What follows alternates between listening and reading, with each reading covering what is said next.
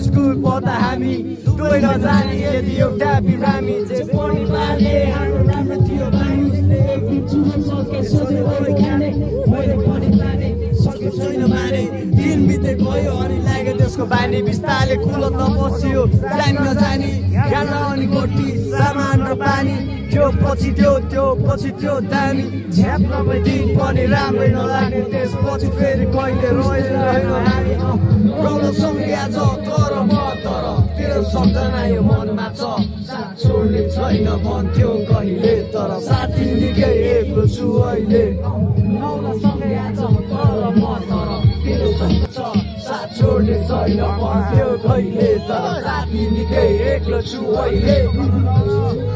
If you never sorted out, take a weird shot to more side हाम्रो दोस्ती पनि तिलाई ठग्यो घरमा आमा बुबा सँगै जट्यो आफैमा लड्यो तर खान छोडेनौ बिस्तारै हामी एक अर्कासँगै बोलेनौ सोध्ने साथी भाइले हाम्रो बारेमा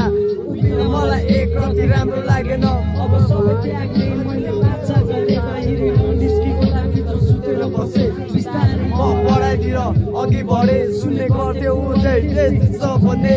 एक दिन अचानक उसको बाइबुसँग रुन लाग्यो मेरो मनमा बिना प्रश्नहरू उठ्न थाल्यो अघिल्लो रात अस्पतालमा बित्यो रे म त आकाश बस्यो म बेहोसीले नौलो सँगै आज तर तोरो सम्झना यो मनमा छ साथ छोड्ने छैन भन्थ्यो कहिले तर साथी निकै एक्लो छु अहिले नौलो सँगै आज तर तेरो सम्झना यो मनमा छ